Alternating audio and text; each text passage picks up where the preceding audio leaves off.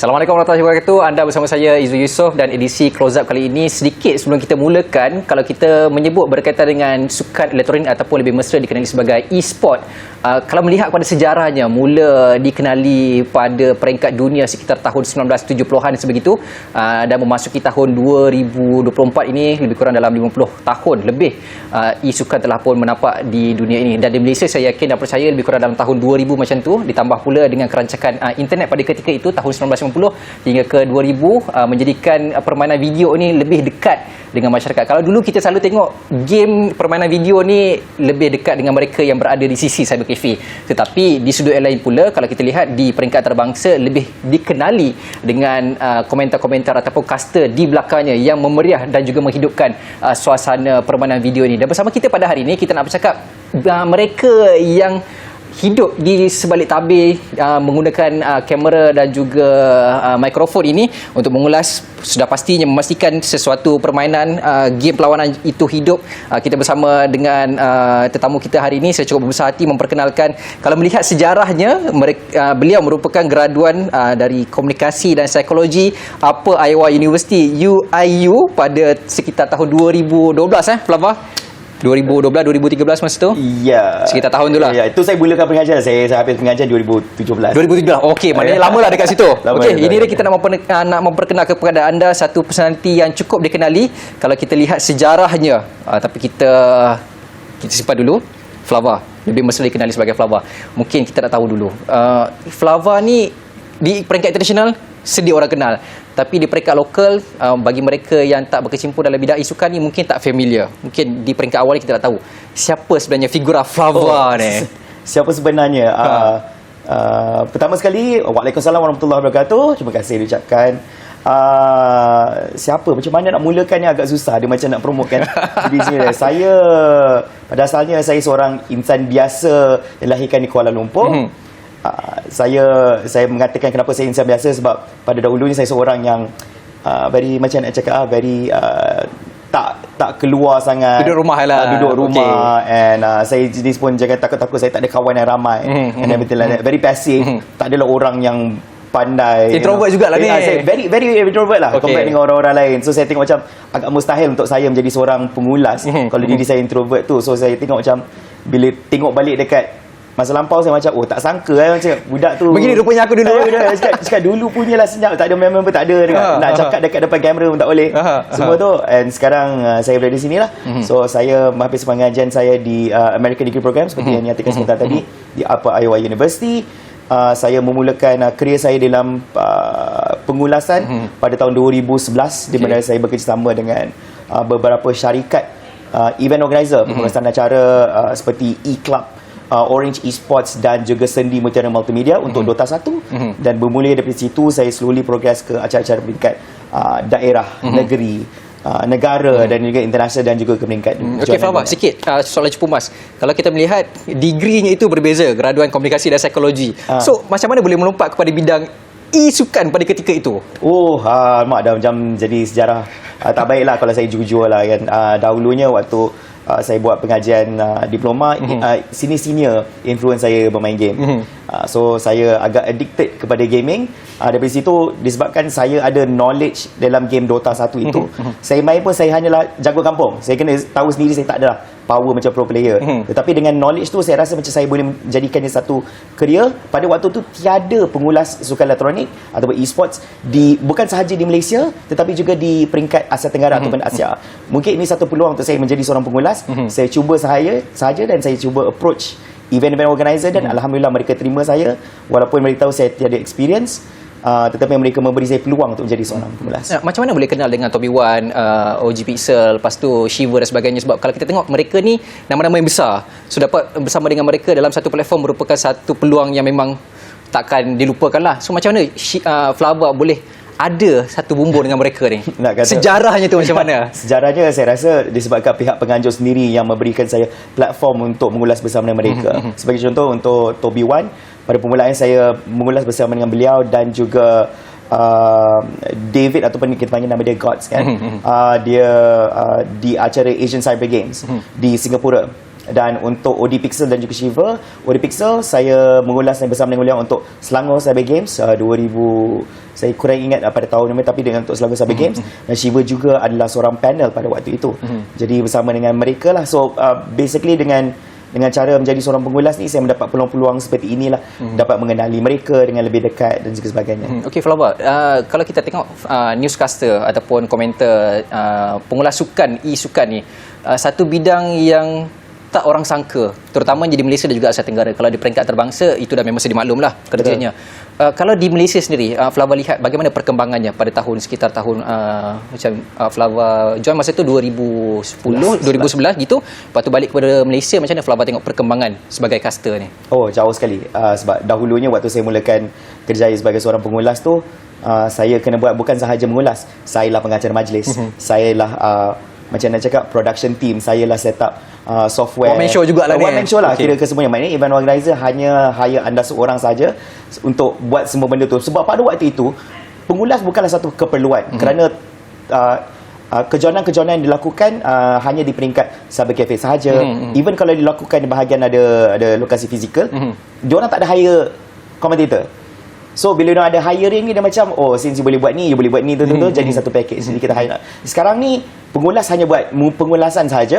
Kita ada production team yang buat observer, yang buat audio, sound, lighting and everything. Tak perlulah pengulas nak satu semua benda. So dari segi itu pun dah ada perkembangan. Dan selain itu juga, pada waktu awal-awalnya pengulas di Malaysia hanya ada mungkin seorang, dua orang, tiga orang sahaja. Tapi sekarang kita lihat kita ada lebih kurang 40 ke 50 pengulas e-sports di dalam negara, di peringkat nasional, dan di peringkat dunia juga terdapat lebih kurang dalam lingkungan 10, 11, 12 pengulas yang berjaya capai ke tahap tersebut. Untuk menjadi newscaster ni ada kriteria dia ke untuk menjadikan kita seorang newscaster yang profesional dan layak dipanggil sebagai pengulas ni?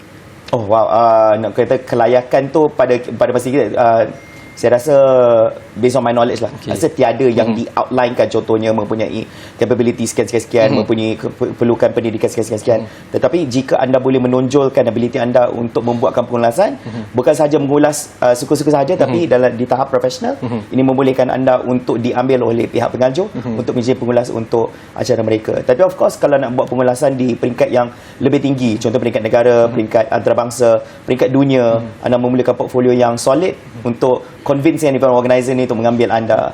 Satu lagi soalan cukup mas, Flava.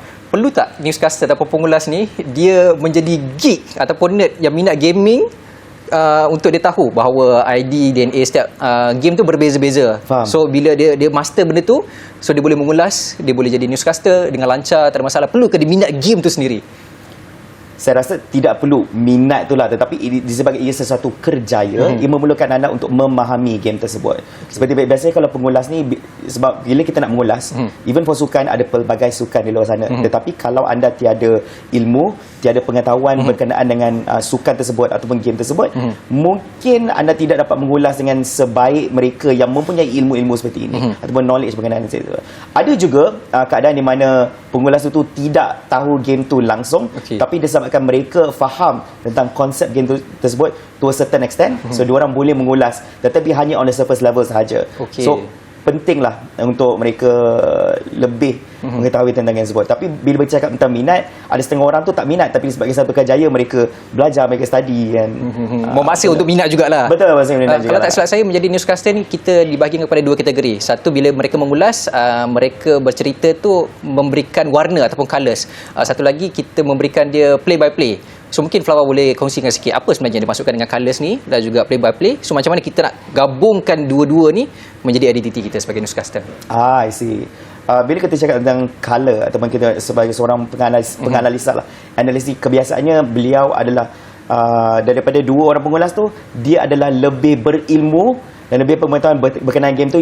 Beliau boleh berkongsi lebih mendalam tentang sesuatu benda yang satu perkara yang berlaku di dalam game, atau berkenaan dengan individu-individu atau pasukan yang sedang bersaing dan sebagainya. So biasanya beliau akan mengambil role sebagai seorang color atau analyst caster. So bila kita cakap pasal play by play pula, beliau memberikan, bukan tidak memberikan warna, tetapi memberikan warna lebih kepada aksi-aksi yang berlaku di dalam permainan, kerana beliau boleh menghuraikannya dengan cara yang menarik supaya ia boleh menghiburkan para penonton yang sedang menonton, sama ada melalui online, live stream ataupun menerusi mereka yang hadir di event offline tersebut. Sepanjang lebih daripada 12 tahun Flava tengok macam mana pengulas e-sukan ni di peringkat antarabangsa dan juga di peringkat tempatan, bezanya dekat situ supaya kita boleh, yalah, local talent ni kita boleh import ke peringkat antarabangsa. Sebab kita tahu untuk menjadi newscaster ni English is important, and then macam mana local kita ni nak meet the demand dekat international ni?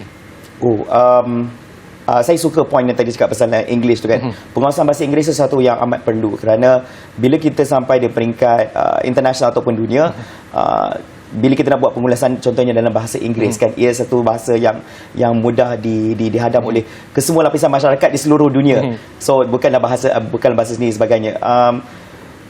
Rasanya perlunya ada a certain standard yang dicapai untuk memastikan bahawa penggunaan bahasa anda tu diterima oleh semua orang di seluruh dunia yang mendengar. Contoh, mereka merasakan macam alamak, dia boleh cakap English tetapi kurang boleh difahami. Contohnya ada slang dia. Kadang-kadang nak bandingkan bahasa Inggeris, setengah orang suka American English, ada setengah orang suka British English, and dia dengar macam solid English ni. Tapi bila kita lebih kepada orang Asia ni, dia ada slang-slang sikit. Kalau contohnya kalau kita dekat Malaysia, ada slang Malaysia, ada slang Filipino and everything like that. Untuk setengah game title boleh diterima kerana dominan ataupun dia punya kebanyakan daripada user dia adalah lebih memihak pada benua kita di Asia, tetapi bila ia lebih merangkumi kepada Eropah, Amerika, so mereka lebih menggemari penggunaan bahasa Inggeris yang leaning towards that side lah. So topik ni, payah, bukan nak cakap macam bahasa Inggeris itu kurang. Cuma mereka lebih menggemari penggunaan bahasa, contohnya American English. So contoh sebagai saya cakap, we really like the usage of things here in this game, and then compared to English biasa orang pakai, we like the usage. So mereka lebih menggemari lebih American, lebih Western. Okey, faham. Ya, itu realitinya. Sebab saya tak boleh nak tapiskan kata macam penggunaan bahasa Inggeris kita kurang. Tetapi mereka lebih menggemari ke arah itu untuk beberapa esports game title. Okey, contohnya jujurnya lah. Contohnya seperti? Saya rasa kalau contohnya seperti, lebih baik saya tak bagi contoh lah. Okey, tak payah bagi contoh lah. Kadang-kadang sebab nak highlight game publisher dan sebagainya lah. Kalau untuk mereka yang nak join jadi newscaster lah, sebab pernah apa-apa kerja sekali pula. Macam kita newscaster ni, mereka mungkin nak jadi newscaster tetapi tak semua mampu jadi newscaster. Tak semua orang newscaster ni pun tak semua mampu jadi analis. Jadi nak menjadi newscaster ni sendiri dekat Malaysia di peringkat tempatan, apa sebenarnya yang diperlukan, skill-skill ataupun kemahiran yang diperlukan untuk seseorang tu menjadi newscaster ni? Komunikasi ialah yang pertama sekali lah. Sebab bila kita berinteraksi ni, kita harus ingat kita bukan sahaja berinteraksi. Contohnya kalau kita sebagai satu pairing, bukan saja antara kita, interaksi kita ni akan didengari oleh khalayak ramai. Bila kita cakap pasal live stream ni, kita sendiri tak tahu siapa yang akan mendengar live stream ni. Mungkin kita ingat, ni bukan orang Malaysia je kot sebab mereka daerah, tetapi mungkin ada juga di luar sana, di luar negara yang mungkin mendengari, mungkin capture, mungkin terlintas dalam social media mereka untuk capture benda-benda seperti ini. Kemahiran bahasa Inggeris, penggunaan bahasa Inggeris satu yang amat diperlukan jika ingin pergi ke peringkat dunia.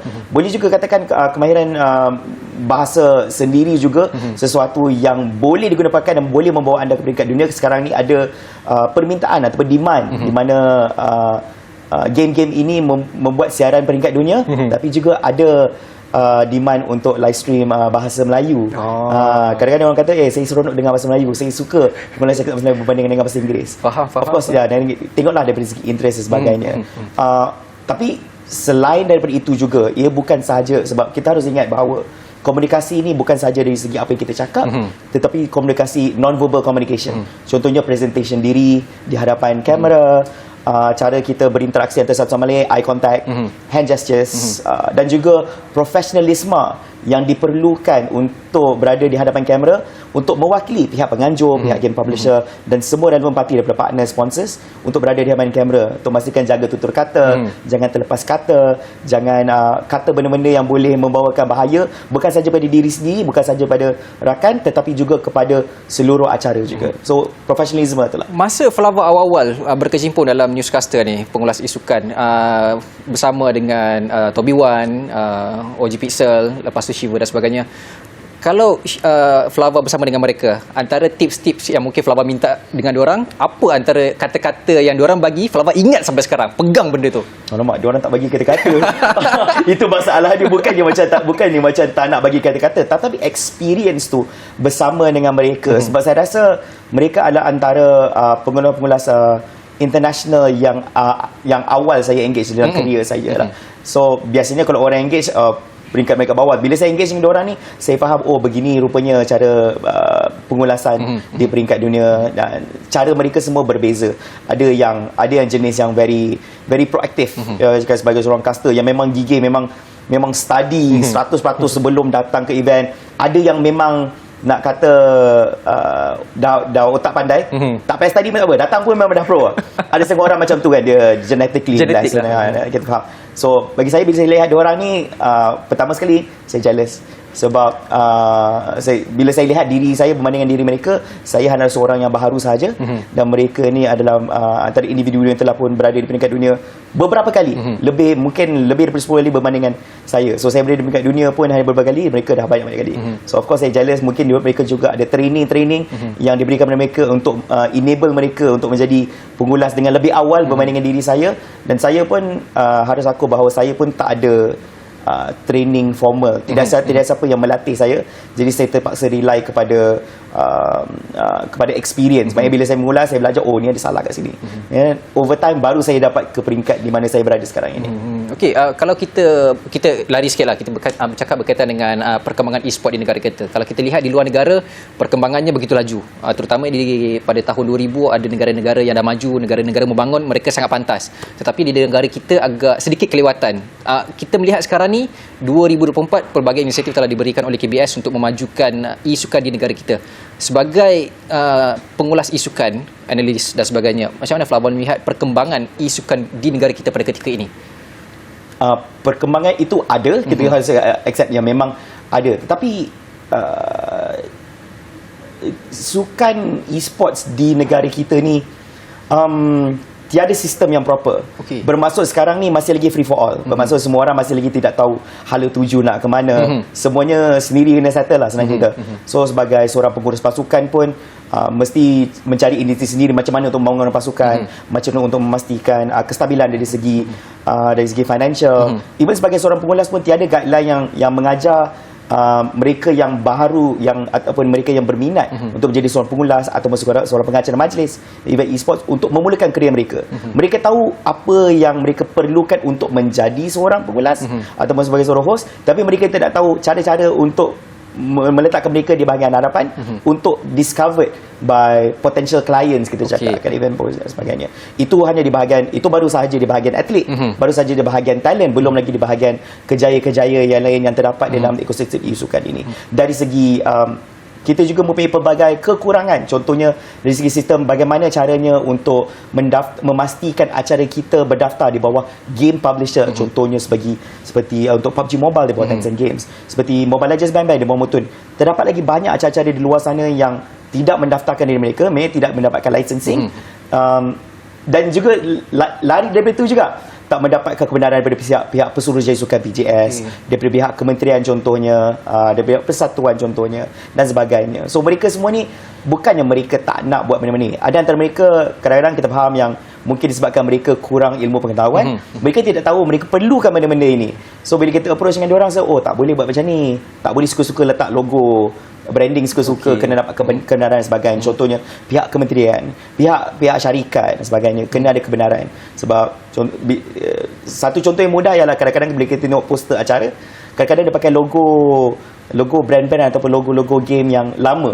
Contoh logo MLBB lama. Kita tahu macam takkanlah game publisher approve masih lagi pakai logo ni. Masih ada logo lama. Memang macam tu. Kita cakap kantor lah. Kantor lah asalnya macam ni. So memang kita tak ada sistem yang proper. Kita ada e-sports blueprint yang dilancarkan sebelum ini oleh pihak Kementerian Belia dan Sukan. Tetapi kita masih lagi secara realitinya kita still all over the place. Kita masih lagi tak ada sistem yang proper. Masih tak ada fokusnya tu lagi. Tak ada fokus kalau lagi. Kita bercakap fokusnya tu, pendapat Flava sendiri berkaitan dengan e-sukan, apa perkara utama yang perlu kita titik beratkan bagi memastikan bahawa squad ataupun tim e-sukan negara kita ni boleh fokus dan boleh berkembang maju? Kembali balik kepada sistem ya, sebab bila kita cakap tentang atlet sukan negara kan, dia ada dua, sama ada mereka yang di bawah organisasi private organizations di mana mereka ada pasukan mereka sendiri, ataupun mungkin refer kepada pasukan yang mewakili negara kita iaitu Tim Malaysia untuk tujuan acara tamasya seperti SEA Games, ASEAN Games, CEC, Commonwealth Esports Championship dan juga pelbagai lagi. So kita bahagikan dua-dua ni.